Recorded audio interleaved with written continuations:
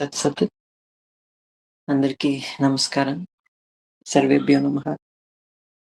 Greek మహాకావ్యాల పరిచయాత్మకమైన ఈ సరణిలో మనం 4వ రోజుకి చేరుకున్నాం. ఈ లాస్ట్ 3 స్పేసెస్‌లో వెరీ బ్రీఫ్‌గా గ్రీక్ పురాణ కథల గురించి మనం చెప్పుకున్నాం. అందులో ముఖ్యంగా హెసియోడ్ కవి రాసిన 'థియోగని' అనే పుస్తకంలో కథలు వాటిని చెప్పుకున్నాం. ఆ 'థియోగని' పుస్తకంలోని కొన్ని అంశాలు లాస్ట్ స్పేస్‌లో చెప్పాను. ఇంకా ఆల్‌మోస్ట్ కొన్ని లాస్ట్ ఫ్యూ చాప్టర్స్ మాత్రం ఉన్నాయి. అంటే ఫస్ట్ 2 జనరేషన్ గాడ్స్ గురించి మాట్లాడుకున్నాము. ఇంకా థర్డ్ జనరేషన్ గాడ్స్ వాళ్ళ స్టోరీస్ ఈ స్పేస్‌లో చెప్పుకుందాము. దీంతో 'థియోగని' పూర్తవుతుంది. ఇంకా నెక్స్ట్ స్పేస్ నుండి మనం హోమర్ వైపు వెళ్ళొచ్చును. మహాకావ్యాల వైపు. మైథాలజీ నుండి ఎపిక్ లిటరేచర్ వైపు షిఫ్ట్ అవ్వచ్చు. ఈ స్పేస్‌లో థర్డ్ జనరేషన్ గాడ్స్ గురించి చెప్తాను. అలానే లాస్ట్ స్పేస్‌లో మనం చెప్పింది జస్ట్ కొంచెం బ్రీఫ్‌గా ఇంకోసారి హైలైట్స్ చెప్తాను. ఒక కంటిన్యూయేషన్ ఫ్లో వస్తుంది. ఫస్ట్ జనరేషన్ గాడ్స్‌లో మనం కేయాస్ చూసాం. గ్రీక్‌ల క్రియేషన్ స్టోరీస్‌లో మొట్టమొదట పుట్టింది కేయాస్. అతని నుండి గాయా అనే డివైన్ మదర్ పుట్టింది. గాయా తర్వాత యురేనస్ పుట్టాడు. వీళ్ళిద్దరికీ జరిగిన సంభోగం ద్వారా సైక్లోప్స్, టైటన్స్ పుట్టారు. ఈ సైక్లోప్స్, టైటన్స్ పుట్టిన తర్వాత యురేనస్‌కి అధికార మోహమొచ్చింది. దేవ పదవిలోనే ఉండాలనిపిచ్చింది. కాబట్టి బిడ్డల్ని ఎక్కడికి వెళ్ళకుండా అతను బందీ చేసేవాడు. He used to prison them Tartarus అనే నరకంలో. ఇది చూసి ఎన్ని రోజులైనను బాధ భరించలేక గాయ ఒక కొడవలి తయారు చేసుకొని, ఆవిడ బిడ్డల దగ్గరికే వెళ్ళి, మీరే మీ తండ్రిని చంపేయాలి అని చెప్పి అడిగితే, ఎవరు ముందుకు రారు. అప్పుడు క్రోనస్ చిట్ట చివరి వాడైన క్రోనస్ ఒస్తాడు. ఈ క్రోనస్‌ని మనం రోమన్ మైథాలజీలో సాటర్న్ అంటాం. సాటర్న్ ప్లానెట్ ఉంది కదా! ఈ క్రోనస్ దానికి ఒప్పుకొని, అతను నిక్స్ దేవత యొక్క సహాయం ద్వారా తండ్రి దగ్గరికి వచ్చి తండ్రిని చంపేయడు కానీ, తండ్రి చాలా కామాసక్తితో ఉంటాడు కాబట్టి, అతని జననేంద్రియాన్ని అతను నరికేస్తాడు. వేసి ఇంకా దాన్ని సముద్రంలో పడేస్తే అక్కడి నుండి వీనస్ పుడుతుంది. ఈ వీనస్‌నే గ్రీక్‌లో అఫ్రోదితే అని అంటారు. సో, అక్కడి వరకు చెప్పుకున్నాం అనుకుంటాను. నాకు గుర్తుంటే. సో, ఆ తర్వాత కథేమైంది అంటే, క్రోనస్ ఇంకా అతను దేవ పదవి తీసుకున్నాడు. అంటే అతను హి became the head God for everyone. ఆ తర్వాత యూరేనస్‌ని తీసుకెళ్ళి అతను ఆ టార్టరస్ అనే టార్చర్ నరకంలోనే పడేసాడు తండ్రిని. అప్పుడు యూరేనస్ ఒక మాట అంటాడు. ఎలా అయితే నువ్వు నన్ను అధికారం నుండి తీసేసావో, రేపు నీ కొడుకు కూడా ఒకడొస్తాడు. వాని ద్వారా నువ్వు అధికారం నుండి తీయబడతావు అని చెప్పి ఒక మాట చెప్పి వెళ్ళిపోతాడు. సరే క్రోనస్ ఆ మాటని ఎక్కువ పట్టించుకోడు. అతను సింహాసనంలో కూర్చొని రాజ్యం బాగా చేస్తూ ఉంటాడు. ఈ క్రోనస్ చేసిన రూలింగ్ ఏదైతే ఉంది దాన్నే సిల్వర్ ఏజ్ అని అంటారు. నేను ఫస్ట్ డే స్పేస్‌లో చెప్పాను కదా! 5 ఏజెస్ ఆఫ్ గ్రీక్ హిస్టరీ. అందులో సిల్వర్ ఏజ్ అనేది ఈ క్రోనస్ రూల్ చేసిన ఏజ్ అన్నమాట. సో, ఈ క్రోనస్ రూలింగ్ చేస్తూ ఉంటాడు. ఇతను రియా అనే ఆవిడని పెళ్లి చేసుకుంటాడు. ఇతనితో పాటు మిగిలిన టైటన్స్ ఉన్నారు కదా! ఇతని బ్రదర్స్. వీళ్ళందరూ కూడా డిఫరెంట్, డిఫరెంట్ ఫ్యామిలీస్ స్టార్ట్ చేశారు. సైక్లోప్స్ కూడా సంతానాలు కన్నారు. అందరూ ఫ్యామిలీ చేసే దాంట్లో బిజీగా ఉన్నారు. అయితే క్రోనోస్‌కి ఇంకా బిడ్డలు ఎవరు కలగలేదు. అతనికి ఆ బిడ్డలు కలగకపోవడానికి కారణం అతను he is not ready to take next step. ఎందుకంటే నెక్స్ట్ జనరేషన్ వస్తారు. వాళ్ళు నన్ను సింహాసనం నుండి తీసేస్తారు అని ఆల్రెడీ మా నాయన చెప్పాడు. అని చెప్పి దాని గురించి ఆలోచన చేస్తూ అదొక వ్యథ అయిపోతుంది. వ్యథ అయిపోయి కొన్ని రోజులు అలానే ఉంటాడు. దాంపత్య సుఖంలోనే ఉంటాడు. బిడ్డలైతే పుట్టరు. ఎందుకైనా మంచిది ఓసారి డెల్ఫీకెళ్దాము అని చెప్పి క్రోనస్ ఒకసారి డెల్ఫీకెళ్తాడు. నేను ఆల్రెడీ డెల్ఫీ పర్వతం గురించి ఇంతకు ముందు చెప్పాను. అక్కడ ఒరాకల్ అనేది ఉంటుంది. పైథాన్ అథవా పైథియా అనే ఆవిడ భవిష్యవాణి చెప్తుంది అని చెప్పాను కదా! సో, డెల్ఫీకెళ్తాడు. వెళ్ళి అక్కడ పైథియాని మీట్ అవుతాడు. అయితే ఆ పైథియ ఆ లారెల్ వృక్షం యొక్క ఆకులు తిని ఆవిడకి భూమిలోకం నుండి పొగలన్నీ పైకొస్తాయి. వచ్చి మచ్చలన్నీను వచ్చిన తర్వాత భవిష్యవాణి చెప్తుంది. ఆవిడేం చెప్తుంది అనంటే, "అవును, నీకు 6 మంది బిడ్డలు పుడతారు. 6 మంది బిడ్డల్లో ఒక్కడు నిన్నెదిరిస్తాడు. ఒక్కడు నీతో యుద్ధం చేస్తాడు. అది చాలా ఘోరమైన యుద్ధం అవుతుంది. అతను నిన్ను పదవి నుండి తీసేస్తాడు" అనే ఒక మాట చెప్తుంది పైథాన్. చెప్తే అతనికి ఇంకా అతని యొక్క భయం మీద నమ్మకమవుతుంది. ఓహో! ఒకడొస్తాడు, వాడు నన్ను తీసేస్తాడు అనే ఒక భయం స్టార్ట్ అవుతుంది. ఏం చేసేది అని ఇంటికొస్తాడు. ఇంటికొచ్చిన రోజే భార్య రియా గర్భిణి అయ్యుంటుంది. ఇంకా ఎక్కువ యాంగ్జైటీ స్టార్ట్ అవుతుంది. సో, రానున్న ఉపద్రవం వచ్చే ఉంది అని చెప్పి వెయిట్ చేస్తా ఉంటాడు. మొదటి బిడ్డ పుడుతుంది లేదా పుడతాడు. ఏం చేయాలి అని చెప్పి ఆలోచన చేస్తూ ఉంటాడు. 9 నెలలు అయిపోతుంది. అయిపోయిన తర్వాత ఫస్ట్ బిడ్డ ఒక అమ్మాయి పుడుతుంది. పుడితే రియా దగ్గరికెళ్తాడు భార్య దగ్గరికి. వెళ్ళి క్రోనస్ బాగా బిడ్డని ఎత్తుకుంటాడు. ఎత్తుకొని కాసేపు ఈ బిడ్డతో ఆటలాడతాను నేను అని చెప్పి, ఆ బిడ్డని తీసుకొని బయటికెళ్తాడు. ఒడిలో ఇలా పెట్టుకొనే ఎవరు చూస్తా ఉండలేదు కదా అని చుట్టూ చూసి, ఆ బిడ్డని తినేస్తాడు. అంటే ఇతని తండ్రి యురేనస్ అతని బిడ్డల్ని తీసుకెళ్ళి టార్టరస్ నరకంలో పడేస్తే, క్రోనస్ ఏకంగా తినేసేవాడు. సో దట్ అట్‌లీస్ట్ వాళ్ళు బయటకి రాకుండా నా మీద యుద్ధం చేయకుండా ఉంటారు అనే ఒక దీని మీద. రియా వచ్చి ఏదా బిడ్డ అనంటే, లేదు, బిడ్డ నాలో సురక్షితంగా ఉంది. ఎందుకంటే బయట రాక్షసులు ఎక్కువ తిరుగుతూ ఉన్నారు. నీకు తెలుసు కదా, నా సోదరులుని మా తండ్రి తీసుకెళ్ళి నరకంలో పడేశాడు. కాబట్టి మన బిడ్డలకి ఇలాంటివి కాకుండా ఉండని అని చెప్పి, నేను నా పొట్టలోనే వాళ్ళని ధరిస్తాను. ఇన్ని రోజులు 9 నెలలు నువ్వు మోసావు కదా వాళ్ళని కడుపులో. ఇక మీద నేను మోస్తాను అని చెప్పి, అలా ఒక జస్టిఫికేషన్ ఇచ్చుకుంటాడు. భార్యకి అదేం అర్థం కాదు. ఎందుకిలా చేశాడు అని చెప్పి, సరే అని చెప్పి కొంత కాలం గడుస్తుంది. గడిచిన తర్వాత ఇంకొక బిడ్డ పుడతాడు. పుడితే ఆ బిడ్డని కూడా ఇలానే తీసుకునేది. తీసుకొని ఈ బిడ్డని చాలా సేఫ్‌గా నేను కాపాడుతాను అని చెప్పి, ఆ బిడ్డని తినేసేది. అలా 5 మంది బిడ్డల్ని అతను తినేస్తాడు. తినేస్తే ఏమవుతుంది, రియాకి ఎంత క్వెషన్ చేసినా అతను చెప్తా ఉండేది రియల్ ఆన్సర్. ఆవిడకి అర్థం కావట్లేదు. వాళ్ళ తండ్రి వాళ్ళని బిడ్డల్ని కాపాడడానికని ఇలా చేస్తా ఉన్నాడు అని అనుకుంటుంది. కానీ ఒకరోజు అర్థమవుతుంది. ఇతనికున్న అధికార మోహం ఇవన్నీను అబ్జర్వ్ చేసి, నా బిడ్డలు ఇతని మీద ఎదురెళ్తారు అని చెప్పే ఇతను ఇలా చేస్తున్నాడు అని చెప్పి రియా అర్థం చేసుకుంటుంది. ఇప్పుడు 5 మంది పుట్టేసారు. 5 మందిను అతని కడుపులో ఉన్నారు. ఆరో బిడ్డ, చివరి బిడ్డ పుట్టాలి. ఆ డెల్ఫీలో ఒరాకల్‌లో భవిష్యవాణి చెప్పినప్పుడు ఆరుగురిలో ఒకరు నిన్ను ఎదిరిస్తారు అని చెప్పింది కానీ, ఆరో బిడ్డ అని చెప్పలేదు. నంబర్ చెప్పలేదు. కాబట్టే క్రోనోస్ అందరిని తినేసాడు, ఎవరికీ ఛాన్స్ ఇవ్వకుండా. ఈ ఆరో బిడ్డను మాత్రం ఎట్టి పరిస్థితుల్లోనూ ఇతను తినకుండా చేయాలి అని చెప్పి రియా ఒక వ్యూహ రచన చేస్తుంది.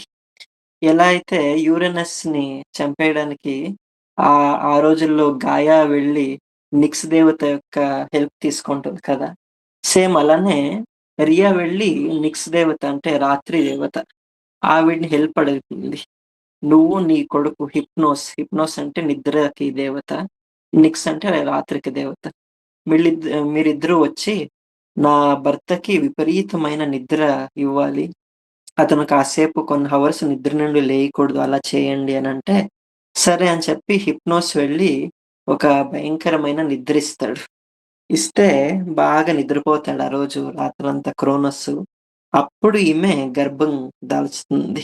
ఆ అమ్మకి జీవస్ పుడతాడు. ఈ బిడ్డని ఎక్కడ ఇతని కంటికి పడకుండా చూడాలి అని చెప్పి, చాలా దూరం ఒక సముద్రం దాటి ఇడా అని ఒక పర్వతం ఉంది గ్రీస్‌లో ఇప్పటికి కూడా. ఆ ఇడా పర్వతంలో ఒక గుహలో తీసుకెళ్ళి బిడ్డని అక్కడ పెడుతుంది. పెట్టి ఆ యొక్క అడవికి, ఆ యొక్క ఇడా పర్వతంకి ఒక దేవత ఉంటుంది. వనదేవత మెలీసియస్ అని చెప్పి. ఆ దేవతకి ప్రార్థన చేసుకుంటుంది. ఇలా ఈ బిడ్డని తీసుకొచ్చి ఇక్కడ పెడుతూ ఉన్నాను. నాకు చాలా నమ్మకముంది. నువ్వు ఈ బిడ్డని కాపాడుతావు అని చెప్పి. ఎందుకంటే ముందు భవిష్యత్ తరంలో ఇతనే వచ్చి దేవ పదవి తీసుకునేట్లవడు అని చెప్పి అక్కడ పెట్టి ఆ బిడ్డకి నామకరణం జ్యూస్ అనే ఒక పేరు కూడా పెట్టి అక్కడి నుండి వెళ్ళిపోతుంది రియా. మళ్ళీ వెళ్ళిపోయి మళ్ళీ ఆమె రాజ్యంలోకొచ్చింది. ఇంటికెళ్ళింది. హిప్నోస్ వెళ్ళిపోయాడు. హిప్నోస్ వెళ్ళిపోగా ఈమెకి గర్భం కూడా వెళ్ళిపోయింది కదా! అంటే ఆల్రెడీ అక్కడ డెలివర్ చేసింది జ్యూస్‌ని. కాబట్టి ఏం చేసింది అంటే మొగుడు అడుగుతాడు అని చెప్పి ఒక పెద్ద బండరాయికి బట్ట చుట్టి జస్ట్ ఒక బేబీలానే కనిపించేటట్టు తయారు చేసుకొని వస్తుంది. ఈ క్రోనస్ ఇతనికి ఒక పద్ధతి ఏంటంటే బిడ్డని ఇతను తినేసేటప్పుడు ఫస్ట్ బిడ్డని తినేసేటప్పుడు అతనికి ఆ బిడ్డని చూసిన తర్వాత కొంచెం ఎమోషనొచ్చింది. అయ్యో! నా బిడ్డని తినేస్తున్నానే అని చెప్పి. కాబట్టి అతను సెకండ్ బిడ్డ నుండి ఏం చేశాడంటే, ఆ బిడ్డ మొఖం కూడా చూడకుండా తినేసేవాడు. ఎందుకంటే ఎక్కడ చూస్తే ఎమోషన్ అనేది వచ్చేస్తుందో నాకు అని చెప్పి మొఖం కూడా చూడకుండా తినేసేవాడు. అట్లనే ఇప్పుడు ఈమె ఆ రాయి బండని తీసుకొని బిడ్డలాగా ఇదిగో నీ బిడ్డ అని చెప్పి ఇస్తే, మొఖం కూడా అది రాయా, బిడ్డా, కాదా అని చెప్పి చూడకుండా తినేస్తాడు. కాబట్టి ఇప్పుడు క్రోనస్ యొక్క దృష్టిలో 6 బిడ్డలు అతని కడుపులో ఉన్నారు అని చెప్పి అనుకున్నాడు. సరే ఈ కథ ఇక్కడ ఇలా జరుగుతూ ఉంటే అక్కడ ఆ కొండ మీద ఇడా పర్వతం మీద ఆ బిడ్డ పెరుగుతూ ఉంటాడు రోజు రోజులకిను. అతను చిన్నతనం నుండినే చాలా గొప్ప శక్తి కలిగిన వాడు. అతను పుట్టినప్పటి నుండినే ఒక ఫ్యూ మినిట్స్‌కే పెద్దోడయిపోతూ ఉంటాడు. చాలా త్వరగా ఏజ్ అయిపోతూ ఉంటుంది. ఆ బిడ్డ ఉన్న చిన్న ప్రాయంగా ఉన్న కొన్ని నిమిషాల్లో అతనికి పాలు అవసరమవుతుంది. అప్పుడు పాలివ్వడానికి అక్కడ ఎవరు ఉండలేదు. ఈ బిడ్డ ఏడుస్తా ఉండే ఏడుపులు చూసి అక్కడ ఒక మేక ఇతనికి పాలివ్వడానికి వస్తుంది. ఆ మేక పాలు తాగి ఇతను పెరుగుతాడు. ఆ మేక పేరు కూడా అమాల్తియా అనే ఒక పేరు. అమాల్తియా అని లాటిన్ భాషలో అమెస్థియా అని చెప్పి ఇంగ్లీష్‌లో అనస్థేషియా అని అంటాం కదా మనం. ఆ పదం అక్కడి నుండి వచ్చింది. సో, ఈ అమాల్తియా అనే ఒక గోటు అతనికి పాలిచ్చింది. పాలిచ్చిన తర్వాత అతను పెరుగుతాడు. ఆ పాలిచ్చిన మేక కాబట్టి, ఆ మేకనే తల్లి భావనతో చూస్తూ ఉంటాడితను. ఇన్‌ఫాక్ట్ తర్వాత లైక్ మెనీ ఇయర్స్ లేటర్ ఆ మేక చనిపోతే దాన్ని ఒక కాన్‌స్టిలేషన్‌గా చేస్తాడు. మనం క్యాప్రికార్న్ అనే కాన్‌స్టిలేషన్ ఏదైతే ఉందో, అది ఈ యొక్క మేక ద్వారా చేసిన ఒక కాన్‌స్టిలేషన్. దాని యొక్క జ్ఞాపకానికి అని చెప్పి. సో, అలా ఆ మేక పాలు తాగి పెరుగుతాడు. ఇతను ఆహ్, బాగా ఏడ్చేవాడు. వాళ్ళ అమ్మ లేదు, నాన్న లేదు, ఎవరు చూసుకోవడానికి లేదు అని చెప్పి ఏడ్చేవాడు. ఆ ఏడుపుని చూసి ఎక్కడ క్రోనస్‌కి ఇవి ఏడుపులు వినిపిస్తుందో అని చెప్పి ఆకాశంలో యక్షుల్లాగా తిరుగుతున్న క్యూరిటీస్ అని అంటారు వాటిని. మనకి యక్షులు ఎలా అయితే ఉన్నారో క్యూరిటీ దేవతలని ఉంటారు. వాళ్ళు ఈ తాళాలు, తప్పెళాలు పట్టుకొని తిరుగుతూ ఉంటారు ఆకాశ మార్గంలో గంధర్వులు. వాళ్ళు ఈ బాబు ఏడుస్తున్నది విని, ఇతని ఏడుపు క్రోనస్‌కి అందకుండా ఉండని అని చెప్పి వచ్చి, ఆ తాళాలతో మ్యూజిక్ చేస్తూ ఉంటారు. So that he will be entertained అని చెప్పి. సరే ఆ బిడ్డ క్యూరిటీస్, ఈ అమాల్తి అనే ఒక మేక వీళ్ళు మధ్యన పెరుగుతాడు. పెరిగి అతనికి ఎప్పుడూ అమ్మా, నాన్న యొక్క అవసరం లేకుండా ఉంటుంది. కాలం ఇలానే గడుచుతూ ముందుకెళుతుంది. ఇతను ప్రాయంలోకి వస్తాడు. వచ్చినప్పుడు ఆ ఇడా పర్వతం చివర్లో ఒక పెద్ద అరణ్యం ఉంటుంది. ఒకరోజు అరణ్యంలో తిరుగుతూ ఉంటే అక్కడ ఒక స్త్రీ కనిపిస్తుంది ఇతనికి. మెంటిస్ అని ఆ స్త్రీ పేరు. ఆ మెంటిస్ స్త్రీని దానవ స్త్రీ ఆవిడ. చూసి ఇష్టపడతాడు. ఇష్టపడి వాళ్ళిద్దరి మధ్యన చాలా స్టోరీ ఉంది. నేను స్కిప్స్ కొట్టేస్తున్నాను. వాళ్ళిద్దరి మధ్యన ప్రేమ ఏర్పడుతుంది. వాళ్ళిద్దరూను పెళ్లి చేసుకోవాలి అని అనుకుంటారు. అయితే ఆ దానవ స్త్రీ మెంటిస్ అడుగుతుంది. "అసలు నువ్వెవరు? నువ్వు మనుష్యుడు కాదు అని నిన్ను చూస్తేనే అర్థమవుతుంది. నువ్వు దానవుడు కూడా కాదు. నీ యొక్క రూపం అంతా చూస్తే అది చాలా డివైన్‌గా కనిపిస్తుంది. నీ పుట్టు పూర్వోత్తరాలు ఏంటి? నువ్వు ఎవరికి పుట్టినవాడు?" అని చెప్పి అడిగితే, అతనికి అప్పుడు క్వెషనొస్తుంది. అవును కదా! నేను ఈ అరణ్యంలోకి ఈ కొండ మీదకి ఎలా వచ్చాను నేను? మా అమ్మ నన్ను ఎవరు అని చెప్పి అతను కొండలో తిరుగుతూ, తిరుగుతూ ఆ వనదేవత అయిన మెలీసియస్ దగ్గరికి వస్తాడు. వచ్చి ఆ దేవతని అడుగుతాడు. ఇలా మా తల్లిదండ్రులెవరు? నేనిక్కడికి ఎలా వచ్చాను? అని అడిగితే, అప్పుడు ఆ వనదేవత చెప్తుంది, "ఒకానొకప్పుడు నీ తల్లి రియా నిన్నిక్కడికి ఒక రాత్రి తీసుకొచ్చి పెట్టింది. ఆవిడెందుకు తీసుకొచ్చింది అనంటే, మీ నాన్న నీ సోదరుని, అన్నదమ్ములందరిని తినేసాడు. ఒక్క బిడ్డనైనా కాపాడుకోవాలి అని చెప్పి నిన్ను తీసుకొచ్చి ఇక్కడ పెట్టింది. మీ నాన్న క్రోనస్ చాలా శక్తివంతుడు. అతన్ని నువ్వు మాత్రమే ఎదిరించగలవు. కాబట్టి నీ యొక్క సోదరులందరిని నువ్వు బయటికి తీసుకురావాలి అనంటే, నీ తండ్రితో యుద్ధం చేయి అని చెప్పి చెప్తుంది వనదేవత. అప్పుడు జ్యూస్ అంటాడు, "నేనొక్కడే వెళ్లి ఎలా చేయను ఈ యుద్ధము? నాకు మా అన్నదమ్ములు కావాలి ముందు. వాళ్ళతో కలిసి నేను సైన్యం చేస్తాను. ఆ తర్వాత కావాలంటే తండ్రిని ఎదుర్కొంటాను" అనంటే, అయితే మరి మీ అన్నదమ్ములు అతని కడుపులో ఉన్నారు కదా! వాళ్ళని బయటికి తీయాలనంటే ఒక ఉపాయం ఉంది అని చెప్పి, ఈ వనదేవత కదా! ఈవిడకి వనంలో ఎక్కడెక్కడ ఏ చెట్టుంది, ఏ మూలికలున్నాయి ఇవన్నీ బాగా తెలుసు. కాబట్టి ఆవిడ కొన్ని ఆకులు, కొన్ని హెర్బ్స్ ఇవన్నీ తీసుకొచ్చి ఒక కషాయం తయారు చేస్తుంది. తయారు చేసి జివ్స్‌కిస్తుంది. ఈ కషాయం తీసుకెళ్ళి మీ నాన్న తాగాలి ఈ కషాయము. అతను గనక ఈ కషాయం తాగితే అతనిలో పొట్టలో ఉండే నీ సోదరులందరూ బయటకొస్తారు అని చెప్పి అంటుంది. సరే అని అతను ఆ కషాయం తీసుకొని మొట్టమొదటిసారి నగరానికి వెళ్తాడు. వెళ్ళి దేవుసభ అవన్నీను చూస్తాడు. రాత్రిపూట దొంగతనంగా వెళ్తాడు. వెళ్ళి తండ్రి నిద్రలో ఉంటాడు. నిద్రలో ఉండేవాడి మూతి దగ్గరికెళ్ళి ఆ కషాయం పోస్తాడు. పోసిన వెంటనే అతనికి మెలుకువ వచ్చేస్తుంది. మెలుకువ రాగానే వామిట్ చేసుకుంటాడు. వాంతి చేసుకుంటాడు. ఆ వాంతి చేసుకున్నప్పుడు లోపలున్న బిడ్డలందరూ బయటకొస్తారు. ఆ లోపలున్న బిడ్డలతో పాటు ఆ రాయి కూడా వచ్చేస్తుంది. అతను రాయి అనుకుని తిన్నాడు కదా! లాస్ట్‌లో. ఆ రాయి కూడా బయటకొచ్చేస్తుంది. చూస్తే ఇతను యుద్ధానికి వచ్చాడు. చూసిన వెంటనే జ్యూస్‌ని క్రోనస్‌కి అర్థమవుతుంది. వీడు నా కొడుకే అని చెప్పి. అప్పుడు జ్యూస్ క్రోనస్ అంటాడు, "రాత్రిపూట ఇలా దొంగతనంగా వచ్చి నాతో యుద్ధం చేయడం కాదు. నువ్వు నాతో యుద్ధం చేయాలి. నీకు ఈ పదవి కావాలంటే యుద్ధ రంగంలో నాతో యుద్ధం చేయి వెళ్ళు" అని చెప్పి పంపించేస్తాడు. క్రోనస్‌కి ఎక్కడో ఆల్రెడీ డిఫీట్ ఒప్పుకున్నట్టు అనిపిస్తుంది. అతను ఎంత ట్రై చేసినాను భవిష్యత్తు మార్చడానికి కుదరలేదు. సో, జివ్స్ వచ్చాడు అని చెప్పి జివ్స్ వెళ్లి తల్లి అయిన రియాని మీట్ అవుతాడు. మీట్ అయ్యి రియా జివ్స్‌ని ఫస్ట్ టైమ్ చూస్తా ఉంది. ఎప్పుడో చిన్న బిడ్డోడు చూసుండేది. వాళ్ళిద్దరి మధ్యన చాలా ఎమోషనల్ సీన్ అది.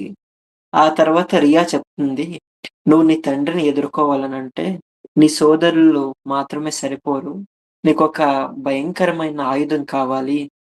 కాబట్టి నువ్వు సైక్లోప్స్ దగ్గరికి వెళ్ళు." సైక్లోప్స్ ఈ గ్రీక్ మైథాలజీలో ఆయుధాలు తయారు చేస్తూ ఉంటారు. సో, వాళ్ళ దగ్గరికెళ్ళి ఒక మంచి ఆయుధం తయారు చేసుకో అని చెప్పంటే, సరే అని జివ్స్ వెళ్ళి ఆ సైక్లోప్స్‌ని కలిసి వాళ్ళ ద్వారా ఒక ఆయుధం తయారు చేయించుకుంటాడు. ఒక వజ్రాయుధం. అది థండర్ బోల్ట్ ఉంటుంది కదా! ఆ ఒక్క ఆకారంలో ఉంటుంది. అది తయారు చేసుకొని ఇతని మిగిలిన సోదరులున్నారు కదా! 5 మంది. Hestia, Demeter, Hera, Hades, Poseidon. ఈ 5 మంది ఇతనికి సోదరులు. యాక్చువల్‌గా ఇక్కడ ఒక డైలమా వస్తుంది. ఏంటంటే వాస్తవంగా చూస్తే ముందు పుట్టిన వాళ్ళు ఈ 5 మంది. లాస్ట్‌లో పుట్టినవాడు జ్యూస్. అయితే ఇప్పుడు జ్యూస్ ఇన్ని రోజులు బయటున్నాడు. వీళ్ళు పొట్టలో ఉన్నారు. కడుపులో. ఇప్పుడు వీళ్ళు బయటకొచ్చారు. అంటే వీళ్ళు మళ్ళీ పుట్టారు. సో, వీళ్ళు జ్యూస్‌కి అన్నలు, అక్కలవుతారా? లేదా చెల్లెలు, తమ్ముళ్ళవుతారా? అనేది ఒక క్వెషనొస్తుంది. అయితే వాళ్ళు ఒప్పుకుంటారు. జ్యూసే పెద్దోడు. ఎందుకంటే మమ్మల్ని మళ్ళీ పుట్టేలా చేసాడు. మళ్ళీ బయటికి లోకానికి తెచ్చాడు కాబట్టి వాడే అగ్రజుడు అని చెప్పి వాళ్ళందరూ ఒప్పుకుంటారు. సరే అని జ్యూస్ పెద్దరికం వహిస్తాడు వీళ్ళందరికీను. ఈళ్ళందరూ కలిసి ఈ 5గురు ఒలింపియన్ గాడ్సు, ఆ సైక్లోప్స్ వీళ్ళతో పాటు ఇంకో చిన్న చిన్న దేవతలు కూడా వస్తారు. వీళ్ళందరూ కలిసి సైన్యం రెడీ చేసుకుంటారు. అటువైపున క్రోనస్‌కి హెల్ప్‌గా టైటన్స్ ఉన్నారు కదా! 12 మంది. వాళ్ళు ఫ్యామిలీస్ చేసుకోవడంలో బిజీగా ఉన్నారు ఇన్ని రోజులు. సో, వాళ్ళ ఫ్యామిలీస్ అన్నీ ఇప్పుడు పెద్దవయ్యాయి. వాళ్ళకి పెద్ద పెద్ద ఫ్యామిలీ ట్రీస్ అయిపోయాయి. వాళ్ళందరూ వస్తారు. వచ్చి టైటన్స్ అందరూను క్రోనస్ యొక్క సైన్యంలో చేరుతారు. టైటన్స్‌లో ఎక్కువ మంది రాక్షసులే ఉంటారు. అంటే they are more evil minded people. ఈ సైక్లోప్స్ కొంచెం good minded and Olympian gods అందరూ కూడా అంతే. పెద్దదొక సైన్యం తయారు చేసుకొని ఇద్దరికిను ఒక బ్యాటిల్ స్టార్ట్ అవుతుంది. ఇది గ్రీక్ యొక్క ఫస్ట్ బ్యాటిల్ అని చెప్పంటారు. దీన్ని టైటానోమకీ అని ఈ యొక్క బ్యాటిల్ పేరు. Battle of Titanomachy. మనకి మ్యాచ్ అనే ఒక ఇంగ్లీష్ పదం ఉంది కదా! ఆ మ్యాచ్ అనే పదం మెకీ అనే ఒక పదం నుండినే వచ్చింది. క్రికెట్ మ్యాచ్ ఇలా అంటాం కదా! సో, ఈ టైటానోమకీ అనే యుద్ధం 10 ఇయర్స్ జరిగింది. 10 ఇయర్స్ జరగ్గా లాస్ట్‌కి జ్యూస్ అండ్ ఒలింపియన్స్ వీళ్ళే విన్ అవుతారు. విన్ అయిన తర్వాత క్రోనస్‌ని, టైటన్స్ అందరిని తీసుకెళ్ళి ఆ టార్టరస్ అనే నరకంలోకి పడేస్తాడు. పడేసిన తర్వాత అక్కడి నుండి ఇంకా ఒక కొత్త జనరేషన్ అంటే కొత్త యుగం స్టార్ట్ అవ్వాలి. జియుస్ దేవ పదవి తీసుకుంటాడు. తీసుకున్న తర్వాత ఒక ఫస్ట్ థర్డ్ జనరేషన్ గాడ్స్‌లో ఫస్ట్ ఆర్డర్ అని చెప్పి అంటారు దాన్ని. జియుస్ ఒక కొత్త రాజ్యం స్టార్ట్ చేస్తాను నేను ఇప్పటి నుండి అని చెప్పి ఇన్ని రోజులు క్రోనస్ ఏదైతే సభ నడిపేవాడో అక్కడి నుండి కాకుండా, మనం ఇంకో ప్లేస్ ఎంచుకుందాము అని చెప్పి, అతని సోదరులతో పాటు కలిసి ఒలంపస్ అనే ఒక పర్వతం దగ్గరికెళ్తారు. ఈ ఒలంపస్ అనే పర్వతం గ్రీస్‌లో తెజలి తర్వాత మాసిడోనియా అనే బార్డర్ దగ్గరొస్తుంది. మాసిడోనియా అంటే అలెగ్జాండర్ పుట్టిన జన్మభూమి. ఆ మాసిడోనియన్ బార్డర్‌లో వస్తుంది ఈ పర్వతం ఒలంపస్ అనేది. మనం ఒలింపిక్ గేమ్స్ అంటాం కదా! అది ఇక్కడి నుండి వచ్చినదే. ఎందుకంటే జ్యూస్ విన్ అయిన తర్వాత అందరిని తీసుకెళ్ళి ఇక్కడ 4 ఇయర్స్‌కొకసారి స్పోర్ట్స్, గేమ్స్, ఈవెంట్స్ అన్నీ అరేంజ్ చేసేవాడు. వాటినే ఒలింపిక్ గేమ్స్ అని చెప్పి చేసేవాళ్ళు. ఇప్పుడు మనం చూసే ఒలింపిక్ గేమ్స్ యొక్క ఒరిజిన్ అక్కడ కనిపిస్తుంది. సో, ఈ ఒలంపస్ పర్వతాన్ని దగ్గరికెళ్తారు. వెళ్ళి హెఫెస్టస్ అనే ఒక ఆర్కిటెక్ట్ ఉంటాడు. Architect God. మనకి మన హిందూ మైథాలజీస్‌లో ఎలా అయితే హిందూ పురాణాల్లో ఎలా అయితే విశ్వకర్మ ఉన్నాడో, అలాంటి అతను ఈ హెఫెస్టస్. అతనికి చెప్పి ఒక అద్భుతమైన భవనాలు, అద్భుతమైన కట్టడాలు ఇవన్నీను అక్కడ నిర్మాణం చేసుకుంటాడు. వాటికి ద్వారపాలకగా ఋతాది దేవతలను పెట్టుకుంటాడు. సీజన్ గాడ్స్‌ని. పెట్టుకొని ఆ కొండ పైన శిఖరంలో జ్యూస్ ఉంటాడు. కిందందరూను ఈ మిగిలిన దేవుళ్ళుంటారు. ఆ జ్యూస్ దగ్గరికి వెళ్ళే మార్గం ఉంటుంది కదా! దాన్నే మిల్కీ వే అని చెప్పంటారు. మనకి ఈరోజు ఇప్పుడు మన గ్యాలక్సీకి పేరుంది కదా! ఆ మిల్కీ వే. అది అక్కడి నుండి వచ్చిన పేరని అర్థమవుతుంది. గ్రీక్‌లో దీనికి వేరే పేరుంది. బట్ రోమన్‌లో మిల్కీ వే అవుతుంది ఇది ఇంగ్లీష్‌లో. సో, అక్కడ వాళ్ళుండి అక్కడి నుండి రాజ్యం స్టార్ట్ చేస్తాడు. ముందు ఎవరెవరు ఏ ఏ పదవులు తీసుకుంటారో అని వాళ్ళే డిసైడ్ చేసుకుంటారు. జిউస్ అందరికన్నా పెద్దోడు కాబట్టి స్వర్గలోకానికి ఇతను అధిపతి అని చెప్పి అతను, పాతాళ లోకానికి హేడిస్ చక్రవర్తి అవుతాడు. దేవుడవుతాడు. హేడిస్‌ని ప్లూటో అని చెప్పి అంటాం రోమన్ మైథాలజీలో. ఆ తర్వాత పొసైడన్ జలలోకానికి వాటర్ వరల్డ్స్‌కి పొసైడన్ అవుతాడు. పొసైడన్నే రోమన్ మైథాలజీలో నెప్ట్యూన్ అవుతాడు. తర్వాత డెమెటర్ అగ్రికల్చర్ ఈ సెరల్స్ అండ్ ఫెర్టిలిటీ వీటికి దేవత డెమెటర్.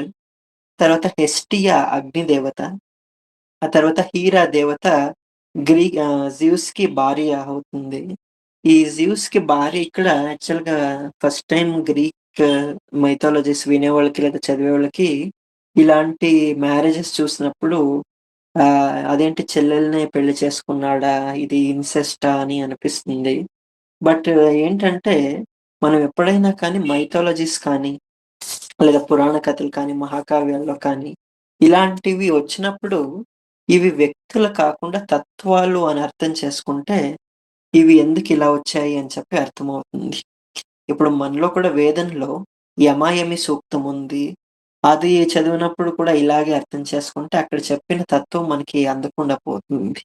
అండ్ ఇంకోటేంటంటే, ఆ కాలంలో ఇలాంటివి జరిగేవి కూడా. ఇప్పుడు సకుటుంబ వివాహాలనేవి ఈరోజు మనకి వెరీ ప్రొహిబిటెడ్ కానీ, ఇప్పుడు మన ఇండియన్ కల్చర్‌లోనే నార్త్ ఇండియాలో మాతుల కన్య వివాహానికి ఉత్తర భారతంలో నిషేధం ఉంది.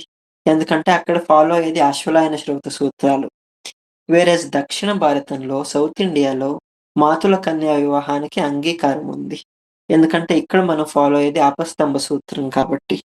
కాబట్టి ఆ క ఒక మోరలిస్టిక్ స్టాండ్ పాయింట్‌తో పురాణాల్ని, మైథాలజీస్‌ని అధ్యయనం చేస్తే, మనం అందులోని స్వారస్యాలు ఎప్పటికీ పట్టుకోలేం. అది భారతీయ పురాణాలు కానీ, లేదా గ్రీక్ పురాణాలు కానీ. అందుకనే ఈ తత్వాలుగా అర్థం చేసుకుంటే వి కెన్ సీ మోర్ ఆహ్, ఏమంటారు వాల్యూ ఇన్ థీస్ స్టోరీస్. కాబట్టి హీరా దేవతని పెళ్లి చేసుకున్నాడతను. పెళ్లి చేసుకొని ఈ హీరాని గ్రీక్ ప్రొనౌన్సియేషన్‌లో హెరా అని అంటారు. ఈ హెరా అనే పదం నుండినే హీరో అనే పదం కూడా వచ్చింది. ఈ హెరా దేవత చాలా మందికి అనుగ్రహం చేసేది. మనకి father of western history Herodotus అని అంటాం కదా! ఈ హెరోడోటస్ అనే అతనికి ఆ పేరెందుకొచ్చిందంటే, ఈ హెరా దేవత అనుగ్రహంతో పుట్టాడు కాబట్టి హెరోడోటస్ అని జెప్పి. అలానే హెర్కులస్ అని ఇంకొకతను వీరుడు, గ్రీక్ వీరుడున్నాడు. హెరాక్లెస్ అతని అసలు పేరు. అతను కూడా హీరా దేవత యొక్క అనుగ్రహంతో పుట్టాడు కాబట్టి హెరాక్లెస్ అని. సో, అలా చాలా మందికి ఈవిడ అనుగ్రహం చేసేది. ఈవిడ దేవమాత సింహాసనంలో జివ్స్‌తో పాటు ఈవిడే కూర్చునేది. తర్వాత ఈవిడ ఈ వివాహాలకి కూడా అది దేవత. ఏదైనా ఆహ్, కపుల్ వివాహం చేసుకుంటే అక్కడ సాక్షిగా ఉంటుంది అని చెప్పి. మన హిందూ కల్చర్‌లో ఎలా అయితే ఇంద్రుని భార్య అయిన శచీదేవి వివాహాలకి దేవత ఎలాగో, అలా హీరా దేవత గ్రీకులకి. కాబట్టి ఈవిడ she is a very elder goddess అని చెప్పి అనుకోవచ్చును. ఈ హెరా చాలా స్టోరీస్‌లో కనిపిస్తుంది. ఇక్కడ మనం చెప్పుకునే స్టోరీస్‌లో తక్కువ కానీ, అంటే 'ఇలియడ్', 'ఒడిస్సీ'లో కొంచెం ఉంటుంది. బట్ గ్రీక్ పురాణాల్లో ఆహ్, ముఖ్యంగా 'జేసన్ అండ్ ద ఆర్గోనాట్స్' అనే ఒక కథ, తర్వాత 'బెలెరూఫన్' అనే ఒక కథ, వాటిల్లో ఈవిడ యొక్క రోల్ చాలా ఇంపార్టెంట్ అవుతుంది. సో, ఆ తర్వాత ఇంకా ప్లూటో పాతాళ లోకానికి దేవుడు. నేను ఆల్రెడీ ప్లూటో గురించి ఎక్స్‌ప్లెయిన్ చేశాను లాస్ట్ స్పేస్‌లో. తర్వాత పొసైడన్ ఇతను సముద్రాది దేవత. మనము ఈ డీసీ కామిక్స్ క్యారెక్టర్స్‌లో అక్వామాన్ ఉంటాడు కదా! ఈ అక్వామాన్ ఈస్ కంప్లీట్‌లీ రిప్ ఆఫ్ పొసైడన్ అని అర్థమవుతుంది. ఈ పొసైడన్ చేతిలో త్రిశూలం పట్టుకుంటాడు ట్రైడెంట్. ఇతను ఎర్త్‌క్వేక్స్, సునామీస్, ఈ తుఫాన్లు ఇవన్నీ పుట్టిస్తూ ఉంటాడు. ఇతను సముద్రం లోపల, సముద్రం అంతరంలో ఒక గోల్డెన్ ప్యాలెస్ ఉంటుంది. అందులో ఉంటాడు ఇతను. అండ్ ఇతనికి మినిస్టర్స్‌గా ఎవరుంటారు అనంటే డాల్ఫిన్స్ మినిస్టర్స్‌గా ఉంటారు. మనకు తెలుసు dolphins are very intelligent beings అని చెప్పి. సో, డాల్ఫిన్స్ ఇతనికి మినిస్టర్స్‌గా ఉంటారు. మళ్ళీ ఇతని వాహనం ఏంటి అంటే it is a see horse. ఆ అక్వామాన్‌లో కూడా అతనికి వాహనంగా సీ హార్స్ ఉంటుంది. అండ్ ఇతన్ని పూజ చేసేవాళ్ళు, ఆరాధన చేసేవాళ్ళు ఎవరు అంటే ఎక్కువ కోస్టల్ పీపుల్ ఎవరైతే ఉంటారో ఎందుకంటే Greece is a peninsular nation కాబట్టి ఈ కోస్టల్ రీజియన్స్‌లో ఉండేవాళ్ళందరూ ఇతన్ని వర్షిప్ చేస్తూ ఉంటారు. ఇతనికి ఒక కూతురు కూడా ఉంటుంది. ఆవిడ పేరు రోడోస్ అని చెప్పి. ఆవిడ పేరు మీద ఒక ఐలాండ్ కూడా గ్రీస్‌లో ఉంది రోడోస్ అని. ఈ రోడోస్ అనే ఐలాండ్‌ని చూసి అర్లీ అమెరికన్స్ ఎవరైతే ఉండేవాళ్ళు వాళ్ళకి రోడ్ ఐలాండ్ అని ఒక ఉంది కదా! ఒక ఐలాండ్. దానికి ఆ పేరు ఎందుకు పెట్టారంటే గ్రీక్‌లో ఉండే రోడోస్ ఐలాండ్‌లా కనిపించింది కాబట్టి దానికి రోడ్ ఐలాండ్ అని చెప్పి పేరొచ్చింది. సో, అలా ఈ పొసైడన్ యొక్క స్టోరీ నేనెందుకు ఇతని స్టోరీ చెప్పా అంటే ఇతని గురించి ఇప్పుడు చెప్పా అంటే నెక్స్ట్ మనకి 'ఒడిస్సీ'లో ఇతని గురించి చాలా మెయిన్‌గా వస్తుంది. ఈ ఇప్పుడు ఇందాక నుండి చెప్తున్న స్టోరీస్‌లో అండ్ ఇంతకు ముందు చెప్పిన స్టోరీస్‌లో కూడా వచ్చే క్యారెక్టర్స్ అన్నీ కూడా నెక్స్ట్ 'ఒడిస్సీ'లో వచ్చే క్యారెక్టర్సే. ఆ తర్వాత మనకు మెయిన్‌గా కనిపించే ఇంకొక గ్రీక్ దేవత బహుశా నాకు చాలా most favourite goddess among all the Greek gods అని చెప్పవచ్చును. ఆవిడ అథీనా. గ్రీక్ గ్రీస్ కంట్రీకి క్యాపిటల్ సిటీ అథెన్స్. ఆ అథెన్స్‌కి పేరు అథీనా వల్లనే వచ్చింది. ఆవిడ ఎలా పుట్టింది అనంటే, ఒకానొకప్పుడు జీవ్స్‌కి చాలా విపరీతమైన తలనొప్పొచ్చింది. Very unbearable headache. ఈ దేవుళ్ళకి కూడా తలనొప్పొస్తూ ఉంటుంది గ్రీక్ మైథాలజీలో. అలా ఇతనికి కూడా భయంకరమైన తలనొప్పొచ్చింది. వస్తే దాన్ని ఏం తీసుకున్నా, ఏం చేసినా కూడా ఆ తలనొప్పి వెళ్ళట్లేదు. కాబట్టి అతను ఆకాశంలోకి వెళ్ళి మౌంట్ ఒలంపస్ నుండి పైకెళ్తే అక్కడ ఈ క్లౌడ్స్ వెళ్తూ ఉంటాయి. అది కూడా ఎలాంటి క్లౌడ్స్ అంటే ఈ క్యూములస్ క్లౌడ్స్ ఉంటాయి కదా! అంటే water carrying clouds, rain carrying clouds. Tons and tons of బరువుంటుందవి. అలాంటి ఒక పెద్ద 2 మేఘాలని తీసుకుంటాడు చేతిలోకి. తీసుకొని రెండిటి మధ్యన తలపెట్టి ఇలా కొట్టుకుంటాడు గట్టిగా. కొట్టుకుంటే ఆ 2 మేఘాల మధ్య నుండి ఒక మెరుపొస్తుంది. భయంకరమైన మెరుపు. ఆ మెరుపు నుండి ఒక మెరుపు తీగ వస్తుంది. ఒక స్త్రీ పుడుతుంది. ఆ స్త్రీ పేరే అథీన. ఆ అథీన ఇతని హెడ్ నుండి పుట్టింది కాబట్టి మనకి మతి అని అంటాం కదా సంస్కృతంలో. మతి అనంటే మైండ్ థింకింగ్ దానికి రిలేటెడ్.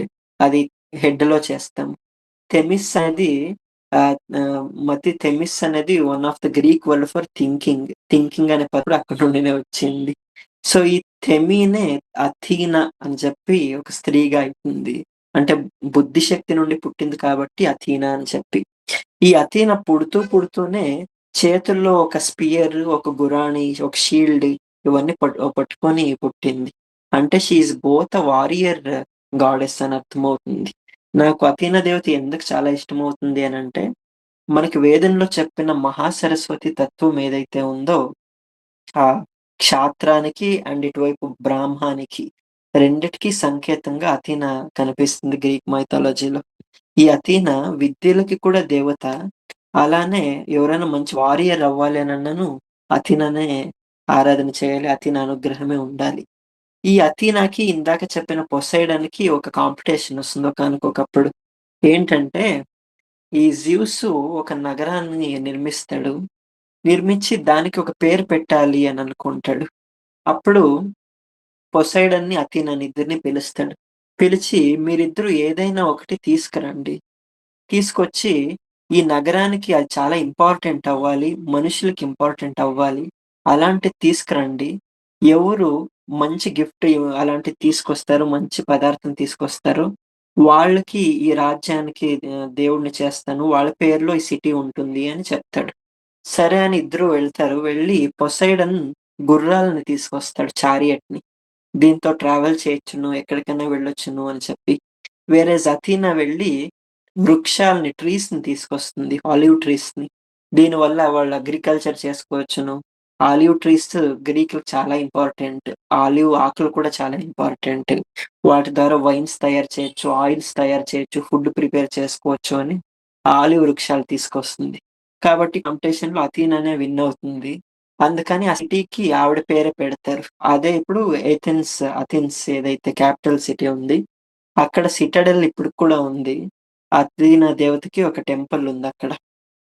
చాలా మందికి తెలియని ఒక విషయం ఏంటంటే, బహుశా మన సంస్కృత వాంగ్మయంలో గ్రీక్ దేవతకి ఉన్న ఒక స్తోత్రం ఏదైనా ఉంది అంటే అది అథీనా దేవతకే ఉంది. అథీనా దేవత మీద ఒక అష్టోత్తరం కూడా సంస్కృతంలో ఉంది. అది ఒక 100 ఇయర్స్ బ్యాక్ ఒక విద్వాంసుడు రాశారు. సో, అది ఆ ఒక్క థింగ్ కూడా అథీనాకు మాత్రమే ఉంది. ఈవిడ ఇందాక చెప్పినట్టు ఆవిడ ఏమంటారు క్షాత్రానికి అండ్ బ్రాహ్మణానికి దేవత. అంటే ఎప్పుడు ధర్మపక్షాన్ని వహిస్తుంది. Where there are good people she stands as a support to them. అందుకనే మనం గ్రీక్ స్టోరీస్‌లో ఎక్కడెక్కడ అథీనా కనిపిస్తుందో అక్కడక్కడంతా ధర్మం ఉంది, విజయం ఉంది అని అర్థమవుతుంది. ఒక రకంగా చెప్పాలంటే మహాభారతంలో కృష్ణుడి ఒక టైప్ అని చెప్పవచ్చును. ఆ ట్రోజన్ యుద్ధం జరిగినప్పుడు కూడా ఇలియడ్‌లో గ్రీకుల పక్షమే వహిస్తుంది. తర్వాత ఒడిస్సీలో కూడా అంతే. ఆ ఒడిసియస్‌ని ఎప్పుడు గైడ్ చేస్తూ ఉంటుంది. ఈవిడకి గుర్రాలు, గోవులు, ఈ ఆలివ్ ట్రీస్ అంటే చాలా ఇష్టం. అండ్ ఈవిడ ఫేవరెట్ బర్డ్ ఏది అనంటే ఇట్ ఈస్ ఎన్ ఔల్ గుడ్లగూబ.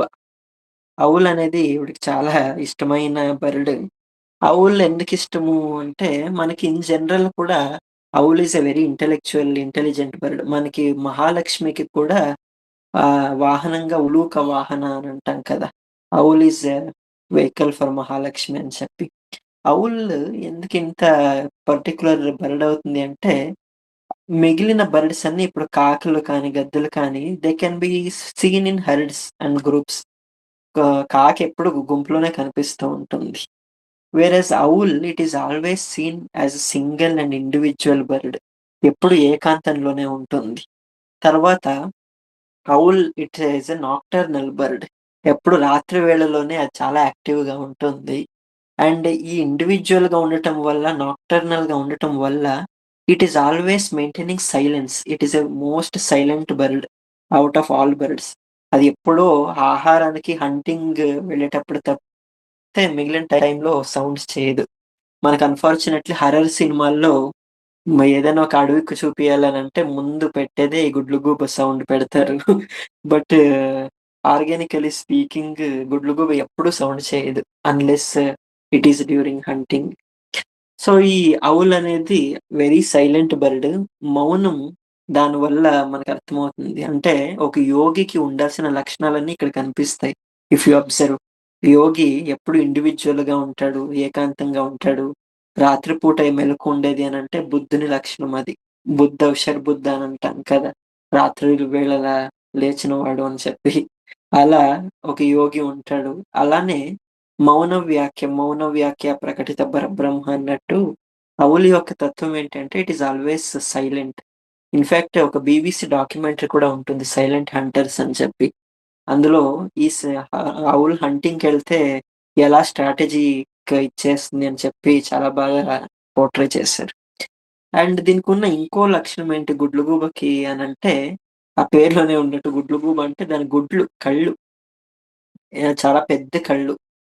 ఏ బర్డ్స్‌కిను అంత పెద్ద విశాల కళ్ళలు ఉండదు. దానివల్ల అంటే వాట్ ఈస్ ద పాయింట్ అంటే విశాలమైన దృష్టి దానికి ఉండేది.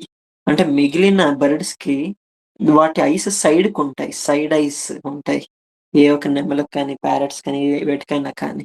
వేరేస్ ఔల్‌కి కళ్ళు ముందుకుంటాయి. మన హ్యూమన్స్ లాగా.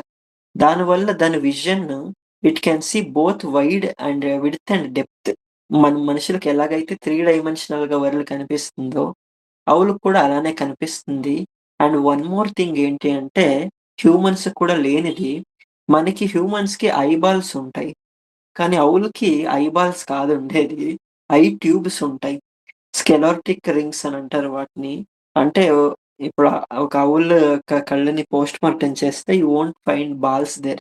You will find a cylindrical base అన్నమాట. అలాంటిది ఉంటుంది. దానివల్ల it has a binocular vision. It can not only see width and depth, but it can see a particular thing in more detail than humans అని అర్థమవుతుంది. అంటే Athena దేవతకి ఈ యొక్క వాహనం ఎందుకు చెప్పారనంటే, she sees everything very detailedly, minutely. And ఔల్‌కి తన హెడ్ 260 డిగ్రీస్ రొటేట్ అవుతుంది కదా! చుట్టూ చూస్తుందది. అలానే ఈవిడ కూడా ఒక విశాలమైన దృష్టి కలిగినది. అన్ని వైపులు చూస్తుంది. ఏది కరెక్ట్, ఏది రైటు, ఏది అన్యాయం, ఏది అజ్ఞానం ఇవన్నీను నైట్ టైమ్ కూడా కనిపిస్తుంది అనంటే, ఈవిడకి అజ్ఞానంలో కూడా జ్ఞానం కనిపిస్తుంది అనేది అక్కడ ఒక తత్వం. అలాంటి ఒక ఔల్ ఈవిడకి వాహనంగా ఉంటుంది. ఈ అథీనా దేవతకి సంబంధించిన స్టోరీస్ చాలా ఉన్నాయి. నేను జస్ట్ ఒకే ఒక స్టోరీ చెప్తాను. ఏది చెప్పొచ్చు అనంటే ఆహ్, ఏది చెప్పొచ్చును థింక్ చేస్తాను. అరాక్‌నే అని ఒక అమ్మాయి ఉంటుంది. ఇది ఇంతకు ముందు నేను చెప్పినట్టున్నాను. మేబీ ఇక్కడ కాదు యూట్యూబ్‌లో చెప్పాను. నా పాడ్‌కాస్ట్ ఛానెల్‌లో. సో, అరాక్‌ని అని ఒక అమ్మాయి ఉంటుంది. ఆవిడ భూలోకంలో డెల్ఫీ అనే ఒక పర్వతంలోనే ఒక ఫార్మర్‌కి పుడుతుంది. ఈవిడకి చిన్నతనం నుండి she is a child prodigy. దేంట్లో చైల్డ్ ప్రాడిజీ అనంటే, she has a very great talent in weaving. ఈ సీవింగ్ స్కిల్స్ ఏదైతే ఉంది, బట్టలు కుట్టడం, అల్లడం, ఈ యొక్క స్కిల్ చాలా బాగుంది ఈ అమ్మాయికి. కాబట్టి ఆ ఊర్లోని జనాలందరూ కూడా బట్టలు కుట్టించుకోవాలనంటే ఈ అమ్మాయి దగ్గరికొచ్చారు. అరాక్‌ని దగ్గరికి. కాబట్టి ఈవిడకి ఊరోళ్ళందరూ ఈమె దగ్గరకొస్తూ ఉంటే కొంచెం కొంచెమే గర్వం పెరిగింది. Like I am the ultimate. I have the more talent అని చెప్పి. ఎంతవరకు వెళ్ళింది అనంటే పైనున్న దేవదేవతలు కూడా నన్ను మించి ఉండలేరు.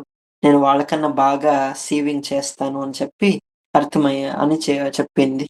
ఇన్‌ఫాక్ట్ ఆ గ్రీక్ టెంపుల్స్‌లో కూడా ఆ దేవుళ్ళకి బట్టలన్నీ ఈవిడే అల్లేది. దానివల్ల ఇంకా కొంచెం ఎక్కువ గర్వమొచ్చింది. అయితే లైక్ రియల్‌గా షీ వాస్ రియల్లీ టాలెంటెడ్ కాబట్టి దేవుళ్ళు కూడా దిగివచ్చి ఈవిడతో బట్టలు కుట్టించుకునేవాళ్ళు. గ్రీక్ దీంట్లో. ఈ విషయం అథీనాకి తెలిసింది. తెలిసి అథీనా ఎంతైనా విద్యకి దేవత కదా! అరాక్‌నేకి ఇంత టాలెంట్ వచ్చింది అంటే అది అథీనా యొక్క అనుగ్రహం వల్లనే. కాబట్టి ఈవిడ యొక్క బుద్ధి కొంచెం కొంచెమే గర్వం అవుతుంది కాబట్టి I should teach her a lesson అని చెప్పి ఒకరోజు అథీనా దేవత ఆ భూలోకానికొస్తుంది. వచ్చి అరాక్‌నేకి బుద్ధి చెప్తుంది. ఇలా నీకు మంచి టాలెంట్ ఉంది కరెక్టే. దాన్ని మన జనాలకి మంచి చేయడానికి, దేవతలకి మంచి చేయడానికి బాగా వాడుకో. దీనివల్ల గర్వం తెచ్చుకోవద్దు. లేదంటే ఏదో ఒక రోజు అది నీకి చాలా హాని తెస్తుంది అనంటే, అరాక్‌ని అదేం నమ్మదు. "నువ్వు దేవత నా మీద అసూయతో, గ్రీడీతో, జెలస్‌తో ఇలా అంటున్నావు. నేను నీకన్నా బాగా చేస్తాను అనే దీంతో నువ్విలా చేస్తున్నావు" అని చెప్పంటే, అథీనాకి కోపమొస్తుంది. అవునా! అలానే అంటావా? అయితే సరే నువ్వు నేను కాంపిటీషన్ పెట్టుకుందాము. నువ్వు అటువైపు కూర్చో, నేను ఇటువైపు కూర్చుంటాను. మనిద్దరి మధ్యన ఒక పరదా వేయని. నేను నువ్వేం చేస్తావో చూసెళ్దు. నువ్వు నన్ను చూడొద్దు. ఇద్దరు ఒక బట్ట అల్లుదాము. ఎవరు బాగా అల్లుతారో చూద్దాము అని చెప్పి ఒక కాంపిటీషన్ పెట్టుకుంటారు. సరే అని చెప్పి ఒక మధ్యలో ఒక పరదా రాసి అటువైపు అరాక్‌ని, ఇటువైపు అథీనా. ఇద్దరును బట్ట కుడుతూ ఉంటారు. ఇది చూడ్డానికి పైనుండి దేవతలందరూ దిగొస్తారు. లోకంలో ఉండే వీరులు అందరూను వస్తారు. వచ్చి అయ్యో! అథీనా దేవతనే ఛాలెంజ్ చేసింది అరాక్‌ని. ఖచ్చితంగా అరాక్‌నేనే గెలుస్తుంది అని కొంతమంది. అథీనానే గెలుస్తుంది అని చెప్పి కొంతమంది. ఇలా they were all cheering for them. కొన్ని డేస్ జరిగింది ఇది. జరిగిన తర్వాత ఇద్దరు కంప్లీట్ చేసేసారు. చేసిన తర్వాత ముందు అథీనా ఆవిడ అల్లిన బట్ట బయటికి తీస్తుంది. తీసి పైన ఇట్లా ఆకాశానికి వేస్తుంది. ఒక చీరలాగుంటుంది ఆ క్లోతు. ఏస్తే దాని మీద డిజైన్స్ ఏమేసింటుంది అనంటే, అసలు ఈ సృష్టి అనేది ఎలా పుట్టింది? కేయోస్ ఎలా పుట్టాడు? ఆ గాయా ఎలా పుట్టింది? నిక్స్, ఎరెబోస్ వీళ్ళందరూ ఎలా పుట్టారు? ఆ ఫస్ట్ జనరేషన్ గాడ్స్ ఈ ఇన్‌స్క్రిప్షన్స్ అన్నీ, ఈ పెయింటింగ్స్ అన్నీ ఆ బట్ట మీద వచ్చేలాగా స్టిచ్ చేసి ఆమె ఏసింది అథీనా. అందరూ చూసి చాలా బాగా మెచ్చుకున్నారు. ఎంత క్రియేటివిటీ ఇది. ఎంతైనా విద్యాది దేవత కాబట్టి ఇంత బాగేసింది అని చెప్పి మంచి ప్రశంసొచ్చింది. ఇప్పుడు నెక్స్ట్ అరాక్‌ని. అరాక్‌ని ఒక అద్భుతమైన బట్ట తీసి ఆకాశంలో వేస్తుంది. వేసి చూస్తే అందులో అద్భుతమైన డిజైను, అద్భుతమైన స్టిచెస్ అన్నీ ఉన్నాయి. అయితే అది చూసిన వెంటనే first of all it is very attractive. అందరూ అక్కడ ఉన్నవాళ్ళందరూను అసలు అథీనా కన్నా అరాక్‌ని చేసిన ఈ బట్టే ఎంతో బావుంది అని అనిపిస్తుంది. కానీ కొంచెం సూక్ష్మంగా డీటెయిల్‌గా చూస్తే ఈవిడ ఏం పెయింటింగ్స్ వేసింది అనంటే ఆ జియుస్సు, క్రోనోసు వీళ్ళందరూ ఎవరైతే ఫస్ట్ జనరేషన్ గాడ్స్ ఉన్నారో, వాళ్ళకి ఎవరెవరితో అఫెయిర్ ఉంది. వాళ్ళు ఎవరెవరితో మిగిలిన బిడ్డల్ని కన్నారు. ఎవరెవరితో వాళ్ళకి అక్రమ సంబంధాలున్నాయి. గాసిప్స్, రూమర్స్ ఇవన్నీ కూడా బట్టల మీద పెయింటింగ్స్‌గా వేసింది. ఇది చూసిన మనుషులకి చాలా ఫస్ట్ ఆఫ్ ఆల్ మనుషులకి గాసిప్స్, రూమర్స్ అంటే ఇష్టం కాబట్టి, ఓహోహో! అని బాగా నవ్వుకొని చాలా మంచిదేశావమ్మా అని చెప్పి అనుకున్నారు. బట్ దేవుళ్ళందరూ చూసి మన సీక్రెట్‌లంతా బయట పెట్టేసింది ఇలా అని చెప్పి అరాక్‌నేకి శాపం పెట్టారు. నీకు ఇంతకు మీ ఇక ఇక మీద నుండి ఈ ప్రతిభ లేకుండా ఉండని, అంతేకాదు నీకు మనిషి జన్మ కూడా లేకుండా ఉండని అని చెప్పి ఒక్కొక్క దేవుడొచ్చి ఒక్కో శాపం పెట్టి ఎళ్లారు. వెళితే అక్కడితో అరాక్‌ని యొక్క గర్వం వెళ్ళిపోయింది. జనాలందరూ కూడా అక్కడి నుండి ఇంక వెళ్ళిపోయారు. అయ్యో! మంచి అమ్మాయి ఎందుకిలా చేసుకుంది అని చెప్పి అనుకోని పశ్చాత్తాపపడి వెళ్ళిపోయారు. కానీ అథీన మిగిలింది. అథీన పాపము ఆవిడెంతైనా విద్యాది దేవత కదా! సరస్వతి లాంటి దేవత. ఈ అమ్మాయిని చూసి కాస్త జాలేస్తుంది. అయ్యో! ఈ బిడ్డ నాతో ఛాలెంజ్ చేసింది. ఈ ఒక్క పెయింటింగ్ అంటే అథీనాకి వాల్యూ తెలుసు. సీవింగ్ అయితే చాలా బాగా చేసావమ్మాయి. కాకపోతే నువ్వు ఈ పెయింటింగ్స్ కాకుండా ఇంకేవైనా పెయింటింగ్స్ మంచి పెయింటింగ్స్ వేసుంటే ఖచ్చితంగా నువ్వే ఫస్టొచ్చేదానివి కాంపిటీషన్‌లో. కాబట్టి నీలాంటి ఒక స్త్రీ శాపానికి గురవ్వటం నాకిష్టం లేదు. నీకొక వరమిస్తాను. నీకు ఉన్న శాపాలు అలానే ఉంటాయి. కానీ నీకు వరం ఏమిస్తాను అనంటే, నువ్వు శాపం ద్వారా ఏ రూపమైతే తీసుకుంటావో, అక్కడ కూడా ఇదే పని చేస్తావు. నువ్వు అల్లుతూనే ఉంటావు. కాకపోతే అక్కడ బట్టలల్లవు. ఇంకేదైనా అల్లుతావు అని వరమిచ్చి వెళ్ళిపోతుంది. శాపం ప్రకారంగా ఈ అరాక్‌ని యొక్క రూపం చేంజ్ అవుతుంది. From human she becomes a spider. First spider అనేది అప్పుడే పుట్టింది. ఈవిడ అథీనా యొక్క అనుగ్రహం ఉంది కాబట్టే she is always weaving. Spider is always weaving its webs కదా! సో, అలా ఈ అరాక్నే అనే ఒక స్పైడర్ ఎప్పుడూ వెబ్స్‌ని వీవ్ చేస్తూ అల్లుతూ ఉంటుంది. మనకి బయాలజీలో స్పైడర్‌కున్న సైంటిఫిక్ నేము ఈ అరాక్నిస్ అని చెప్పి. In fact study of spiders is called arachnology. ఈ ఫియర్ ఆఫ్ స్పైడర్స్, అరాక్నోఫోబియా అని అంటాం కదా! సో, ఈ అరాక్నే అనే వర్డ్ ఇక్కడి నుండినే వచ్చింది. ఎలా అయితే అథీనా ఈవిడకి వరమిచ్చిందో, "నువ్వెప్పుడూ లైఫ్ లాంగ్ అల్లుతూనే ఉంటావు" అని. A spider is always weaving its web. Food catch చేయడానికి గాని, అది ఉండటానికి కానీ, అది అల్లుతూనే ఉంటుంది కదా! It is a great architecture. Nature's architecture. So, అలా అథీనా యొక్క అనుగ్రహం ఉంటుందన్నమాట. ఇలా చాలా స్టోరీస్ ఉన్నాయి. అథీనాకు సంబంధించిన స్టోరీస్. ఇందులో ఒకటి మాత్రం చెప్పాను. సో, ఇక్కడితో ఈ హెసియోడ్ రాసిన 'థియాగని' గ్రంథం పూర్తవుతుంది. వీటితో పాటు అథీనాతో పాటు ఇంకొన్ని చిన్న చిన్న దేవతలున్నారు. నేను వాళ్ళ గురించి నెక్స్ట్ ఒడిస్సీలో స్టోరీగా వచ్చినప్పుడు ఆ క్యారెక్టర్స్ గురించి అక్కడ చెప్తాను. ఉదాహరణకి హెర్మిస్ వీళ్ళందరూ కూడా మెసెంజర్ గాడ్స్, క్యూరిటీస్ చిన్న చిన్న గాడ్స్. వాళ్ళకి పెద్ద స్టోరీస్ ఏం లేదు. వాళ్ళకున్న ఒకే ఒక స్టోరీనే ఆ ఒడిసియస్‌కి సంబంధించింది. కాబట్టి నెక్స్ట్ గ్రీక్ ఎపిక్స్ వైపు మాట్లాడేటప్పుడు ఆ స్టోరీస్‌ని చెప్పుకుందాము. ఈ స్పేస్‌ని ఇక్కడితో ఎండ్ చేస్తాను. ఇక్కడ ఈ గ్రీక్ మైథాలజీలో 2 గ్రంథాలు మనకు మెయిన్‌వి. 'ఎర్గా కై హెమెరా' తర్వాత 'థియాగని'. ఈ 'థియాగని'ని మనం కంప్లీట్ చేసుకున్నాము. ఈ 'ఎర్గా కై హెమెరా' కూడా హెసియోడ్ రాసినదే. అందులో ఈ గాడ్స్ స్టోరీస్ కన్నా ఎక్కువ హీరోస్ స్టోరీస్ ఉంటాయి. 'ప్రొమీథియస్', 'హెర్కులెస్', 'మెడుసా' ఈళ్ళ యొక్క కథలన్నీ అక్కడ మనకి కనిపిస్తాయి. 'జేసన్', 'బెలెరోఫోన్' ఈ కథలన్నీ కూడా. సో, అవి చేయడానికి ఇప్పుడంత సమయం లేదు. ఎందుకంటే, ఈ స్పేస్ గ్రీక్ ఎపిక్ అయిన 'ఒడిస్సీ' గురించి మాట్లాడుకోవాలి అని. ఈ లాస్ట్ 3 అండ్ ఈరోజు ఫోర్త్ స్పేస్ కలిపి ఒక ఇంట్రడక్షన్‌గా గ్రీక్ కల్చర్‌కి, గ్రీక్ పాంథియాన్‌కి ఇంట్రడక్షన్‌గా చేశాను. ఇక్కడితో ఈ స్పేస్ ఎండ్ చేసి నెక్స్ట్ మనం ఎపిక్స్ గురించి మాట్లాడుకోవచ్చును. లిజనర్స్‌లో ఎవరైనా ఏమైనా డౌట్స్ ఉంటే, క్వెషన్స్ ఉంటే ఈ లాస్ట్ 4 స్పేసెస్ గురించి ఒక 1 మినిట్ స్పేస్ ఉంచుతాను. కావాలంటే ఎవరైనా మైక్ తీసుకోవచ్చును. After that we can end this session.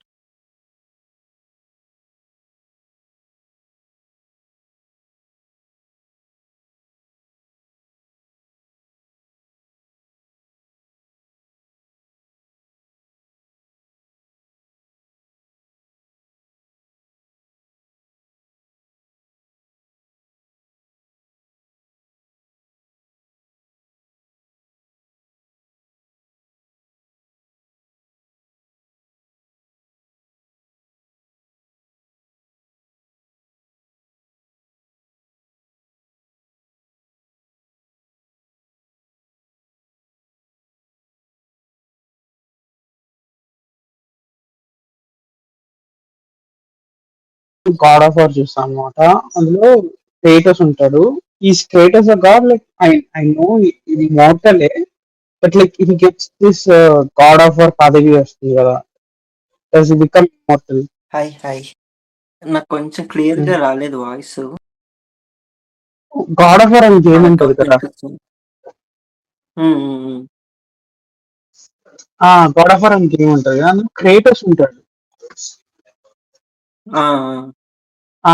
So he starts as immortal అనమాట. సారీ మోర్టలే, కానీ he becomes immortal, I guess.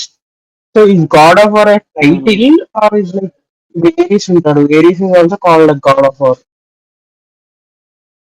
క్రేటోసు అతను జియూస్ యొక్క కొడుకు యాక్చువల్లీ అవును. గ్రీక్ మైథాలజీలో. నాకు ఆ గేమ్ గురించి ఎక్కువ తెలీదు కానీ, బట్ ఇతను కాలిస్టో ఓకే. అనే ఒక గ్రీక్ జియూస్ యొక్క భార్యకి పుట్టినతను.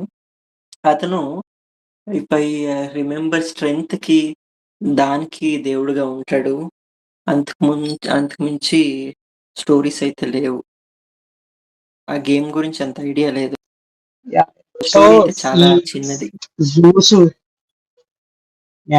ఎందుకంటే హ్మ్. హ్మ్. జూస్ విజువలైజేషన్ అండ్ ఎక్సెట్రా, ఇప్పుడు జూస్ తన కొడుకు తినడము అండ్ బిడ్డకి హ్మ్. బట్టలు కప్పడం అండ్ ఆల్ విజువలైజేషన్ ఉంటుంది అనమాట హ్మ్. గేమ్ లో cut scenes and all. Okay. Okay. Yeah అందుకే అడిగాను. Is like original text does he have any character అట్లా? Okay. Not much actually. Zeus యొక్క బిడ్డలకి ఎక్కువ స్టోరీస్ లేదు చెప్పాలనంటే. అతని బ్రదర్స్‌కి ఉన్నాయి కానీ అండ్ ఇంకా ఇంట్రెస్టింగ్‌లీ జియూస్ యొక్క వైఫ్స్‌కి ఎక్కువ స్టోరీస్ ఉన్నాయి. బట్ గ్రీక్ బిడ్డల్లో అదే ఈ అపోలో అండ్ అథీనా వీళ్ళకి ఆర్టెమిస్ వీళ్ళకున్నాయి. నేను వాళ్ళ గురించి ఆల్రెడీ కొంచెం చెప్పాను.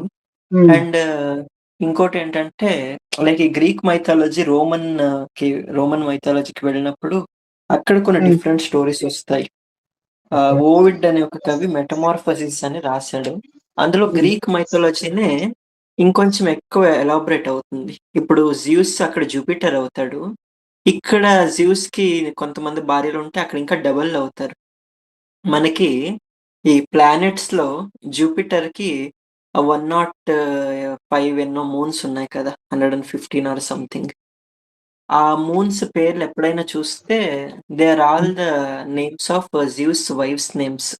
అయో, కాలిస్టో, యూరోపా ఈ పేర్లే అక్కడుంటాయి. ఇన్‌ఫాక్ట్ ఇన్‌ఫాక్ట్ ఒక చిన్న స్టోరీ చెప్పొచ్చును. అయో అని చెప్పాను కదా! అయితే ఒక నదీ దేవత యొక్క కూతురావిడ ఈ గ్రీక్ మైథాలజీలో. ఈ జియూస్‌కి అండ్ హీరాకి ఎప్పుడూను ఒక ఏంటి అంటే ఇతను ఎప్పుడు he is always having external affairs కదా! బయటంతాను అఫైర్స్ పెట్టుకుంటాడు. సో, భార్యకి తెలియకుండా వాటిని దాచుతూ ఉంటాడు.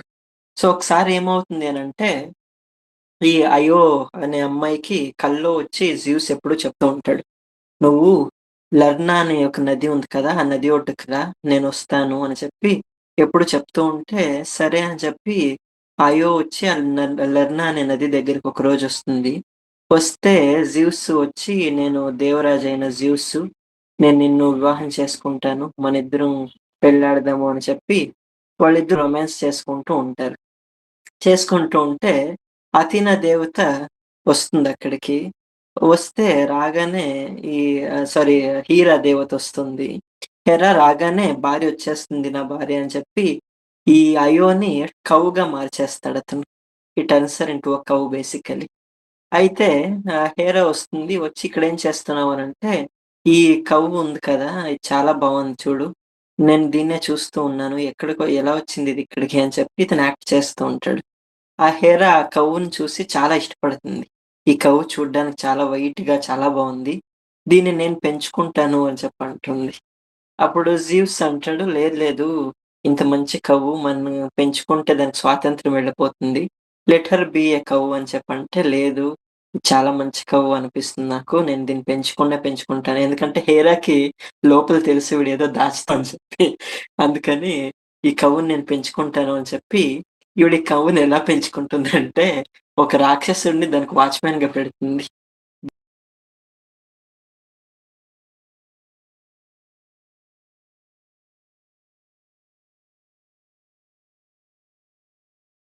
అతని పేరు ఆర్గోస్ అని చెప్పి.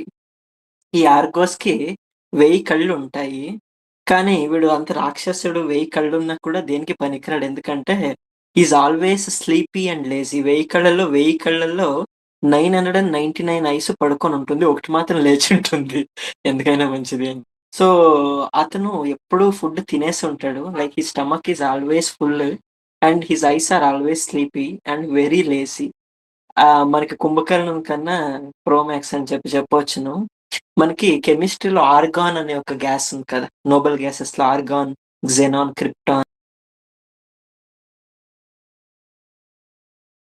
అనేది యాక్చువల్‌గా.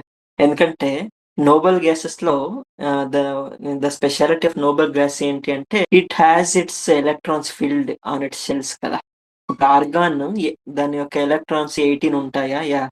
18 ఉంటే ఆ ఔటర్ అన్నీ ఫుల్ ఉంటాయి. అంటే ఫస్ట్ షెల్‌లో 2 ఎలక్ట్రాన్స్, సెకండ్ షెల్‌లో 8 ఎలక్ట్రాన్స్, థర్డ్ షెల్‌లో 8 ఎలక్ట్రాన్స్. టోటల్లీ 18 ఎలక్ట్రాన్స్ ఆక్టేట్ అని అంటారు. అన్నీ ఫుల్ అయ్యుంటాయి. కాబట్టి ఇంక దేనితోనూ అది రియాక్ట్ అవ్వదు. జస్ట్ అలా డంబ్‌గా ఉంటుంది. అదే మన ఆక్సిజన్ అనుకో దానికి లాస్ట్ థర్డ్ ఔటర్ మోస్ట్ షెల్‌లో 6 ఎలక్ట్రాన్స్ మాత్రమే ఉంటుంది. So, 2 electrons out. O2 కాబట్టి. సో, అందుకని ఆక్సిజన్ హైడ్రోజన్‌తో కావాలన్నా రియాక్ట్ అవుతుంది. ఎక్కడైనా రియాక్ట్ అవుతుంది. సో, అలా ఆర్గాన్ అనేది దేనితోనూ రియాక్ట్ అవ్వదు. It is dumb and lazy కాబట్టి ఈ ఆర్గోస్ అనే రాక్షసుడు కూడా అలానే ఉంటాడు. అయితే అతను కావులిగా లైక్ వాచ్‌మ్యాన్‌గా ఉంటాడు ఆ కవ్వుకి. అప్పుడు జియూస్ అనుకోని జియూస్‌కి ఇంకో ఉంటాడు హెర్మిస్ అని చెప్పి.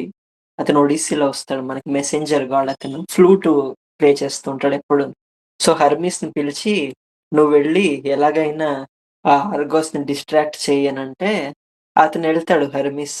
వెళ్ళి ఆ ఆర్గోస్ ముందు కూర్చొని ఫ్లూటు ఊయిస్తాడు. ఫ్లూటు జింక ఊదు నా మీద కాదు అన్నట్టు అతను దాని ముందు వెళ్లి ఫ్లూట్ ప్లే చేస్తాడు. ఆ ఫ్లూట్ ప్లే చేస్తా ఉంటే అది బాగా నిద్రొచ్చి దాని యొక్క 1000 ఐస్ కూడా మూస్తుంది. ఈ ఆర్గోస్‌కుండే ఒక కర్సేంటి అంటే 1000 ఐస్‌లో 1000 ముయ్యకూడదు. ఏదైనా ఒకటైనా తెరిచుంచాలి. అన్నీ మూస్తే ఏమవుతుందంటే పర్మనెంట్‌గా మూసినట్టే. It will be death. కాబట్టి ఇతను బాగా ఫ్లూట్ మ్యూజిక్ విని విని అన్ని కళ్ళు మూస్తాడు. ఇంకక్కడితో ఔట్. అప్పుడు ఆహ్, అయో అనే ఒక అమ్మాయి బయటకొస్తుంది. కాకపోతే ఆవిడ కవ్వు రూపంలో ఉంది. జీసస్ దగ్గరికెళ్తుంది. నేను మళ్ళీ మనిషెలా అవుతాను అనంటే, అతను చెప్తాడు సముద్రంలోకెళ్ళి స్నానం చెయ్యి. నువ్వు మళ్ళీ స్త్రీ అవుతావు అంటే, సరే అని చెప్పి సముద్రంకెళ్ళి ఆ గోవు మునిగి స్త్రీగా బయటకొస్తుంది. అయో అనే ఒక స్త్రీ వెళ్లి మునిగింది కాబట్టి, ఆ సముద్రానికి అయోనియన్ సముద్రం అనొచ్చింది. అయోనియన్ సీ అని అంటాం కదా మనం. గ్రీకులకి 3 సముద్రాలు. Mediterranean sea, Aegean sea. So, అందులో అయోనియన్ సముద్రంకి ఆ పేరొచ్చింది. తర్వాత ఆమె అతనికి సీక్రెట్ వైఫ్ అయింది. సో, ఇలా జియూస్ యొక్క భార్యలకి స్టోరీస్ మంచి మంచివున్నాయి కానీ, మిగిలిన బిడ్డలకి అంత లేదు. జస్ట్ అలా అలా పేర్లు వాళ్ళ తత్వాలొస్తాయి. ఓకే. ఎందుకంటే 'గాడ్ ఆఫ్ వార్' అనే గేమ్‌లో లైక్ సేమ్ హ్మ్. జూస్ కి Gandharva yeah! Yeah! Like secret పెళ్లయితది. And hmm. 2 పిల్లలొస్తారు. Deimos and Kratos. And ah! I slowly think slowly నాకనిపిస్తుంది లైక్ తక్కువ స్టో ఏమంటారు అండర్ రేటెడ్ గాడ్స్ ఎవరైతే ఉన్నారో గ్రీక్ మైథాలజీలో వాళ్ళని ఇలాంటి కామిక్ క్యారెక్టర్స్ చేసుకున్నాయి. ఇప్పుడు 'థానోస్' కూడా హి హాస్ వెరీ అవును. Little role in Greek mythology. Whereas he is a big antagonist in ఈ కామిక్ దీంట్లో కదా! ఐ అవును. థింక్ అలా తీసుకొని ఉండొచ్చు. యాహ్! యాహ్! యుద్ధానికి లైక్ వార్‌కి దేవత గ్రీకుల్లో ఇద్దరున్నారు. ఒకరు అదే అథీనా ఒకరు. తర్వాత ఏరిస్ అని ఇంకొకతను. సో, వీళ్ళిద్దరే they are the gods for war. Oh! Yeah! Got it. Anyway ఇంకెండ్ చేద్దామా space? Yeah! Yeah! Yeah! Yeah! Okay. Okay. ఇక్కడితో స్పేస్ ఎండ్ చేస్తున్నాము. నెక్స్ట్ గ్రీక్ ఎపిక్స్ గురించి మాట్లాడుకుందాము. ఓం తత్సత్.